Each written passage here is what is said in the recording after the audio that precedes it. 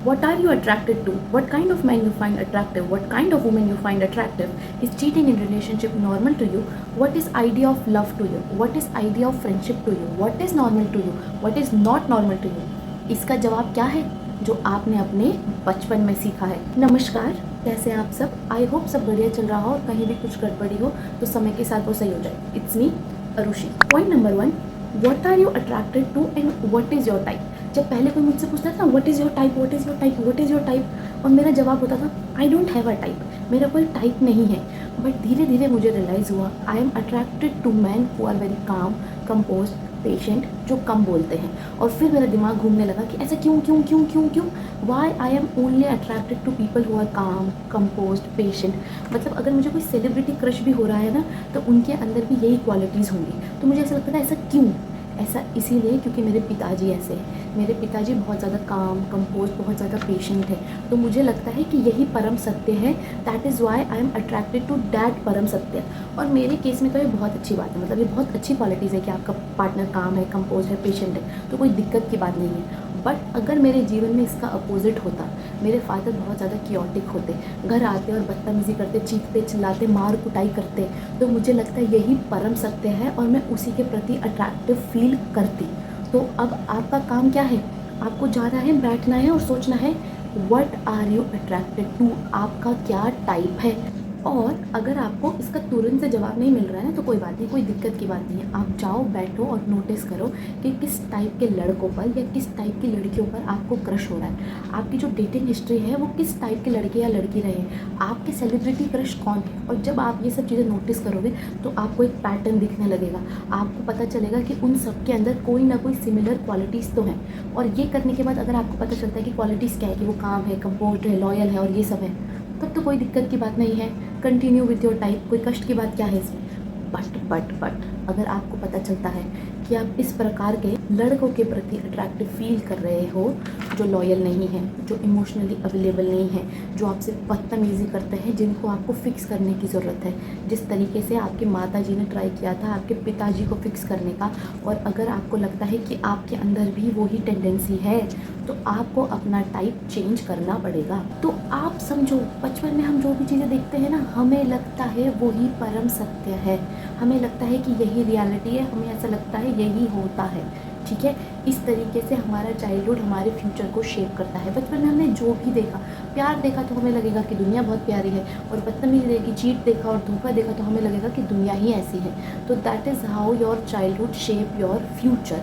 तो आपको अब ये नोटिस करना है कि आप किस प्रकार के मनुष्य के प्रति अट्रैक्टेड फील करते हो। अगर वो अच्छा है तो कोई दिक्कत की बात ही नहीं, बट अगर वो क्योस है, अगर वो क्योटिक है, अगर आपकी मेंटालिटी ऐसे कि लड़के तो होते ही ऐसे, थोड़ा हाथ उठा दिया तो क्या हो गया, थोड़ी बदतमीजी वो करती तो क्या हो गया, लड़कों को तो गुस्सा ही ज़्यादा आता है, अगर आपको आपके बचपन में ही सिखाया गया है तो ये बहुत गलत मेंटालिटी है। ऐसा कुछ नहीं होता कि लड़कों को बहुत ज़्यादा गुस्सा आता है, थोड़ा हाथ उठा दिया तो क्या हो गया। वो लड़के हैं, मेंटली अनस्टेबल नहीं है जो हाथ उठा दिएंगे। और ये जो आपके अंदर फिक्स मी टेंडेंसी है ना कि लड़का गुंडा है, ये लड़का बदतमीज़ है, ये लड़का इमोशनली अनअवेलेबल है, इसे बात करने की तमीज़ नहीं है, ये कुछ नहीं करता, बट मेरा प्यार इसे फिक्स कर देगा। ये इसीलिए है क्योंकि ये हमारे भारत की बहुत ही ज़्यादा प्रचलित प्रथा है कि भाई लड़का कुछ नहीं करता, इसकी शादी करा दो, इस पर प्रेशर आएगा तो ये कमाने लग जाएगा। लड़का नशा पत्ता करता है, इसकी शादी करा दो। लड़का ये करता है, इसकी शादी करा दो। हर चीज़ का सोल्यूशन हमारे भारत में क्या बोलते हैं, इसकी शादी करा दो, ये सुधर जाएगा। ऐसा कुछ नहीं होता। एज अ मनुष्य, एज अ ह्यूमन, आपकी जिम्मेदारी है उस मनुष्य को फिक्स करना जिसको या तो आपने पैदा किया है, जिसको या तो आपने जन्म दिया है, या जिसको आपने अडॉप्ट किया है। बस उसके अलावा आपकी जिम्मेदारी किसी और को फिक्स करने की नहीं है। तो अभी जाओ और नोटिस करो, लिखो कि what sort of man you find attractive, और आपको एक पैटर्न दिखेगा। और जब आप उस पैटर्न को नोटिस करोगे तो आपको पता चलेगा कि वो पैटर्न एकदम रेजोनेट करता है आपके फादर से। ठीक है, और अगर वो क्वालिटीज़ अच्छी हैं बहुत अच्छी बात है, बट अगर वो क्वालिटीज़ अच्छी नहीं है तो it's high time you change your type. Point number 2, you, me and every other human on this earth is product of their childhood. आप, मैं, आपके पड़ोसी मेरे पड़ोसी, आपके चाचा चाची जी मेरे चाचा चाची जी, आपके माता पिता जी मेरे माता पिता जी, आपके दादा दादी जी मेरे दादा दादी जी, आपके नाना नानी जी मेरे नाना नानी जी, आपके टीचर मेरे टीचर, आपके सब्जी वाले भैया मेरे सब्जी वाले भैया, आपका बॉयफ्रेंड मेरा बॉयफ्रेंड, आपकी गर्लफ्रेंड मेरी गर्लफ्रेंड, आपके फ्यूचर सास ससुर जी मेरे फ्यूचर सास ससुर जी। हर कोई इस दुनिया में अपने चाइल्डहुड का प्रोडक्ट है। आई एम डैम श्योर आप अपने जीवन में कुछ ऐसे लोगों से मिले होंगे ना, जिन्हें देख के आपको ऐसा लगता होगा कि यार ये इतनी अच्छी कैसे है, ये इतनी पॉजिटिव कैसे है, ये इतनी प्यारी कैसे है। क्योंकि उस बंदे ने, उस मनुष्य ने अपने जीवन में, अपने बचपन में बस और बस प्यार देखा है। उनके पेरेंट्स बहुत ज़्यादा अच्छे थे, उनके घर में कोई कलेश ही नहीं होता था, उनके माँ बाप एक दूसरे पे नहीं चिल्लाते थे, एक दूसरे की मार कुटाई नहीं करते थे, उनके पेरेंट्स ने हमेशा उन्हें सपोर्ट किया है। तो अब जब उस बालक ने अपने बचपन में बस और बस प्यार देखा है, तो उसके पास देने के लिए क्या होगा? बस और बस प्यार। और वहीं अगर आप उनका कंपैरिजन किसी ऐसे मनुष्य से करोगे ना, जिनके बचपन में बहुत ज़्यादा कियोस था, बहुत ज़्यादा लड़ाई होती थी, बहुत ज़्यादा कलेश होता था, पेरेंट्स की आपस में नहीं बनती थी, उनके पेरेंट्स उन्हें सपोर्ट नहीं करते थे, उनके लिए इमोशनली अवेलेबल नहीं थे, उन्हें प्यार नहीं करते थे, एक दूसरे पे चीट करते थे, तो उस बच्चे के पास देने के लिए क्या होगा? बस और बस कलेश। क्योंकि उसने वही देखा है, उसे वही मिला है, तो वो भी आपको बस और बस कलेश ही दे सकता है। इसमें उस बच्चे की गलती नहीं है, इसमें आपकी भी गलती नहीं है। इट्स जस्ट कि जिस बच्चे ने बचपन में बस और बस प्यार देखा है, उसके पास देने के लिए प्यार ही है, उसके पास कोई और ऑप्शन नहीं है। और जिस बच्चे ने बस और बस कलेश देखा है, उसके पास देने के लिए कलेश ही है, उसके पास कोई और ऑप्शन ही नहीं है ना।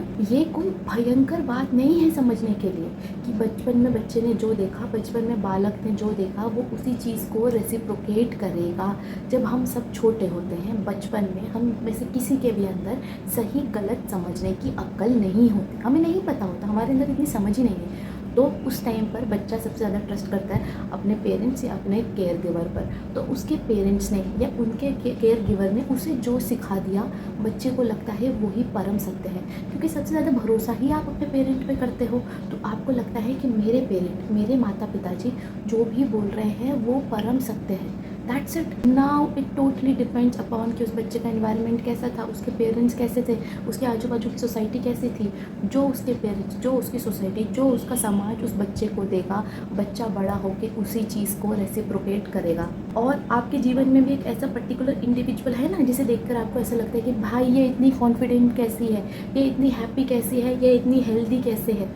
क्योंकि उसके पेरेंट, क्योंकि उनके केयर गिवर ने उनको ये बचपन से ही सिखाया है, उनके अंदर ये कॉन्फिडेंस डाला गया है कि बेटा तू बहुत ज़्यादा सुंदर है, कि बेटा तू मेहनत करेगी तो कुछ भी अचीव कर सकती है, ऐसा कुछ नहीं जो तेरे बस की नहीं है, तू बहुत ज़्यादा सुंदर है, तू बहुत ज़्यादा केपेबल है, मैं हूँ तेरे साथ, जा अचीव कर।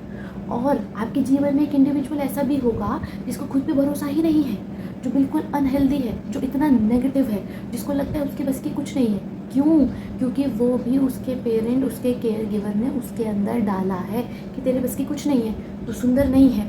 आप एक बात बताओ, कोई बच्चा जब पैदा होता है, क्या वो ये सोच के पैदा होता है कि वो सुंदर नहीं है और उसके बस की कुछ नहीं है? नहीं, हम सब न्यूट्रल पैदा होते हैं, हमारे अंदर ये सोच डाली जाती है कि मैं सुंदर नहीं हूँ, मेरे बस की कुछ नहीं है, मैं कुछ भी अचीव नहीं कर सकती। बालक तो न्यूट्रल पैदा हुआ था, आपने अंदर उसके अंदर ये बिलीफ सिस्टम डाले। तो ये जो आपके अंदर नेगेटिव सेल्फ टॉक है ना कि मेरे बस की कुछ नहीं है, मैं कुछ भी अचीव नहीं कर सकती, मैं किसी काम की नहीं हूँ, मैं मनहूस हूँ, मैं सुंदर नहीं हूँ, वो आपके अंदर डाला गया है। अब भले ही वो आपके समाज ने डाला हो, आपके पेरेंट ने डाला हो, आपके केयर गिवर ने डाला हो, आपके इन्वायरमेंट ने डाला हो, बट डाला तो है। और आई नो ये बात को डाइजेस्ट करना बहुत ज़्यादा मुश्किल होता है, क्योंकि जिन लोगों से आप सबसे ज़्यादा प्यार करते हो, जिन लोगों पे आप सबसे ज़्यादा भरोसा करते हो, उनके बारे में ये सुनना कि उन्होंने आपके अंदर नेगेटिव टॉक्स डाली है, नेगेटिव बिलीफ सिस्टम डाला है, मुश्किल होता है, ठीक है। बट ये सत्य है, आपके अंदर ये डाला गया है। आप इस सोच के साथ पैदा नहीं हुए थे कि भाई मैं सुंदर नहीं हूँ, मेरे बस की कुछ नहीं है। आप तो न्यूट्रल ही पैदा हुए थे, आपके दिमाग में ये सब डाला गया है। और क्या सारी गलती आपके पेरेंट, आपके केयर गिवर, आपके समाज की है? नहीं, हम इंटायरली उन्हें भी ब्लेम नहीं कर सकते, क्योंकि उन्होंने आपको वही सिखाया जो उन्होंने सीखा। जैसे अमीरों के घर में क्या होता है कि जनरेशनल वेल्थ ट्रांसफ़र होती है, ख़ानदानी हार है, ख़ानदानी ज़मीन है। और आपके साथ क्या हुआ? जनरेशनल ट्रॉमा ट्रांसफ़र हुआ कि भाई जो उनके पेरेंट्स ने उन्हें सिखाया, जो उनके समाज ने उन्हें सिखाया, वही उन्होंने आपको सिखा दिया। और अगर आप इस जनरेशनल ट्रॉमा को नहीं तोड़ोगे, तो आप भी अपने आगे वाले जनरेशन को यही सिखाओगे। और ये एक साइकिल है, ये चलती ही रहेगी, ये कभी बंद ही नहीं होगी। तो it totally depends upon you कि कैसे आप अपने जनरेशनल ट्रॉमा को आइडेंटिफाई करोगे और कैसे इस जनरेशनल ट्रॉमा को ख़त्म करोगे। Point number 3, everybody's normal is different, that is why people are not able to take stand for themselves। किसी टॉपिक पर कलेश करना, लड़ाई करना और उसी टॉपिक पर डिफरेंट ओपिनियंस को डिस्कस करने में बहुत ज़्यादा फ़र्क होता है। और ये समझने की क्षमता मेरे अंदर इसीलिए है क्योंकि मैंने कभी भी अपने पेरेंट्स को एक दूसरे पे चीखते चिल्लाते हुए नहीं देखा। ऑब्वियसली वो इतने सालों से एक साथ है तो हमेशा उनके ओपिनियंस मैच नहीं करते।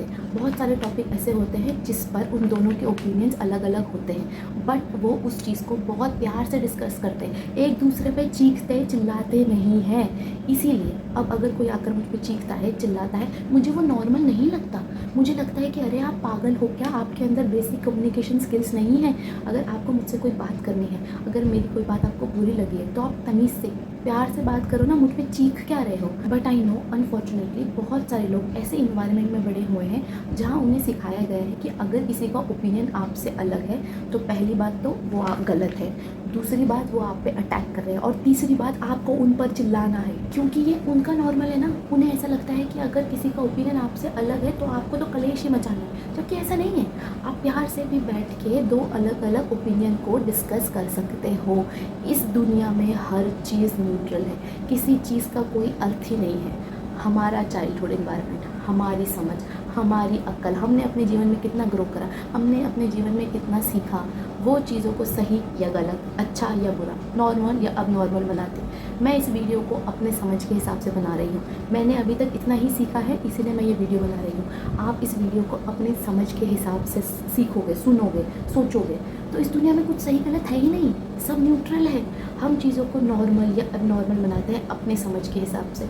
जैसे कि अभी एक मूवी आई है ना सितारे ज़मीन पर, तो हमें ऐसा लगता है कि हम ह्यूमंस नॉर्मल हैं और जिन लोगों को डाउन सिंड्रोम वगैरह है वो एबनॉर्मल है, बट वो हमने अपनी समझ के हिसाब से बनाया। इसका ऑपोजिट भी हो सकता था।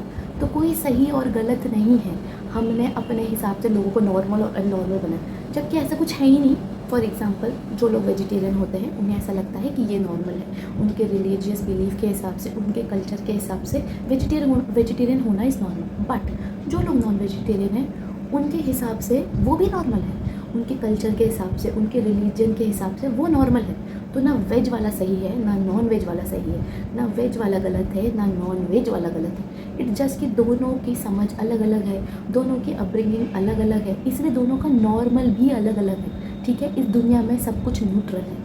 इसीलिए आपने कहीं ना कहीं ये स्टोरी तो सुनी होगी कि एक लड़की बहुत ज़्यादा अब्यूसिव मैरिज में है, मार कुटाई झेल रही है, इन लॉज का टॉर्चर झेल रही है, अपने हस्बैंड का चीटिंग स्कैंडल झेल रही है, सब कुछ झेल रही है, बट अपने लिए स्टैंड नहीं ले पा रहे। क्यों? क्योंकि उस बच्ची का नॉर्मल ही यही है, उसको सिखाया ही यही गया है कि लड़का है, थोड़ा गुस्सा आ ही जाता है, गुस्से पे चाटा मार भी दिया तो क्या हो गया, घर में थोड़ी बहुत लड़ाई तो होती ही है, घर में थोड़ा बहुत कलेश तो होता ही है, सबके घर में लड़ाई होती है, तो आपके घर में भी हो गया तो क्या बड़ी बात है। उस लड़की ने या तो ये सब देखा है या तो उसे ये सब सिखाया गया है। जैसे हमें लगता है ना sky is blue, it's normal, वैसे ही उन्हें ऐसा लगता है कि अब्यूसिव मैरिज तो सबकी होती है, इट्स नॉर्मल, लड़के तो बदतमीज़ होते ही हैं। उन्हें लगता है रिलेशनशिप में मार कुटाई खाना इज़ नॉर्मल, सबके घर में लड़ाई होती है, थोड़ा बहुत कलेश तो हो गई, अगर आपके परिवार हैं तो लड़ाई तो होगी ही, कलेश तो होगा ही।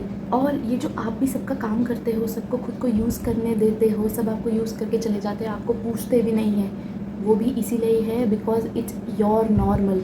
आपको लगता है ऐसा ही होता है या ये तो मेरी रिस्पॉन्सिबिलिटी है, मुझे तो करना ही है, मुझे तो सबका काम करना है, कोई बात नहीं, कोई मुझे यूज़ करके जा रहा है तो, बिकॉज इट्स योर नॉर्मल। और जब तक आप अपना नॉर्मल चेंज नहीं करोगे तब तक आप अपने लिए स्टैंड नहीं ले पाओगे। यही परम सत्य है। जब तक आपको लगेगा कि बदतमीज़ी करना, चीखना चिल्लाना, मार कुटाई खाना, सामने वाले को यूज़ करना ये सब नॉर्मल है, तब तक आप अपने लिए कभी स्टैंड ले ही नहीं पाओगे। तो जब तक आप अपना नॉर्मल चेंज नहीं करोगे तब तक आप अपनी हेल्प नहीं कर पाओगे। Point number 4, is your normal really makes you happy? My normal makes me happy. कोई मुझ पे चीखता है, चिल्लाता है, मैं अपने लिए स्टैंड ले पाती हूँ, ये चीज़ जानकर मुझे बहुत ज़्यादा खुशी मिलती है, ये मेरे लिए नॉर्मल बात है और my normal makes me happy. तो सवाल ये है, प्रश्न ये है कि आपका नॉर्मल आपको हैप्पी फील कराता है?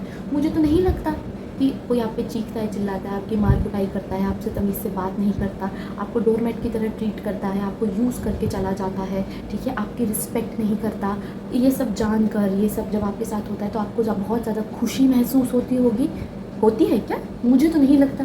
और अगर आपको ये सब सहने के बाद खुशी महसूस होती है, you clearly need some help. ये जो सब आपके साथ बदतमीज़ी करते हैं, आपको यूज़ करके चले जाते हैं, आप पे चीखते हैं, चिल्लाते हैं और अपने लिए आप स्टैंड नहीं ले पाते, मुझे तो बिल्कुल नहीं लगता कि ये सब होने के बाद आपको बहुत ज़्यादा खुशी महसूस होती होगी, खुद पे बहुत ज़्यादा गर्व महसूस होता होगा। तो अभी तक ये तो डिसाइड हो ही गया है ना कि आपका normal doesn't make you happy, आपके नॉर्मल से आपको खुशी नहीं मिलती। तो अब समय आ गया है कि आप अपने नॉर्मल को चेंज करो। ज़रूरी नहीं है कि बचपन में आपने जो भी सीखा है वो परम सत्य है, नहीं, ऐसा कुछ नहीं है। बचपन में आपको जो भी सिखाया गया है और अब वो आपका नॉर्मल है और उस नॉर्मल से आपको खुशी नहीं मिलती, तो चेंज कर दो ना अपना नॉर्मल। बचपन में आपको सिखाया गया कि आपको अपने से बड़े की हर बात माननी है, बट अगर आपसे बड़े आपसे बदतमीज़ी कर रहे हैं, आपके साथ कुछ दुर्व्यवहार कर रहे हैं, तो आप अपने लिए स्टैंड लो। वो बड़े हैं, भगवान जी नहीं हैं जो उनसे कुछ गलती नहीं होगी। Go ahead and take stand for yourself. और स्टैंड लेने का अर्थ बिल्कुल भी ये नहीं है कि आपको सामने वाले पे चीखना है, चिल्लाना है, बदतमीज़ी करनी, नहीं। आपको तो बड़े प्यार से ऐसे बोल रहे हैं कि आप मेरे से इस तरीके से बात मत करिए, और अगर आप इस तरीके से ही बात करना चाहते हैं तो आप मुझसे ही बात मत करिए, बात ख़त्म। अगर आपको बात करने के नाम पर बस चीखना चिल्लाना आता है तो आप मुझसे बात ही मत करो ना। ऐसा तो नहीं है कि आप इकलौते मनुष्य हो या मैं इकलौती मनुष्य हूँ इस दुनिया में। अगर वो आपसे बात नहीं करेंगे तो आपको तो कोई बात करने के लिए मिलेगा ही नहीं, ऐसा थोड़ी है। इतनी जनसंख्या है पृथ्वी पर, तो जाओ अपने लिए स्टैंड लो। और दूसरा, बहुत ज़्यादा ज़रूरी है कि आप अपने जीवन में अलग अलग लोगों से मिलो। जब आप अलग अलग लोगों से मिलोगे तब आपका पर्सपेक्टिव चेंज होता है, तब आपको लगता है कि सामने वाला अपना जीवन कितनी खूबसूरती से बिता रहा है और मैंने अपने जीवन में कितना जहर घोल रखा है। मैंने अपनी ग्रेजुएशन देहरादून से की है, तो जब मैं अपने टीनेज ईयर्स में थी तो मुझे ऐसा लगता था कि मेरे पेरेंट्स तो इस दुनिया के सबसे बुरे पेरेंट्स हैं। बट जब मैं देहरादून गई, अलग अलग लोगों से मिली, अलग अलग पर्सपेक्टिव मुझे पता चले, मुझे पता चला कि मेरा चाइल्डहुड कितना हैप्पी था। उस दिन से भाई मुझे लगता है इस दुनिया में मेरे से अच्छे पेरेंट्स तो किसी और के हैं ही नहीं, and I am very grateful for that. पर अगर मैं यहीं रहती ना, उन लोगों से नहीं मिलती, तो मेरा पर्सपेक्टिव कभी चेंज ही नहीं होता। तो इट्स वेरी इंपॉर्टेंट कि आप ट्रैवल करो और अलग अलग लोगों से मिलो। जब आप अलग अलग लोगों से मिलोगे तो आपको अलग अलग पर्सपेक्टिव पता चलेंगे और आपको पता चलेगा आपके जीवन में कोई ऐसी लड़की आपको मिलेगी जो अपने लिए स्टैंड लेती है, जो किसी की बदतमीजी नहीं सहती। तब आपको पता चलेगा कि भाई जब ये ऐसा कर सकती तो मैं भी ऐसा कर सकती हूँ। अभी आपका इन्वायरमेंट कैसा है कि हर कोई हर किसी की बदतमीजी सह रहा है, हर कोई किसी का टॉर्चर सह रहा है और आपको लगता है कि यही नॉर्मल है।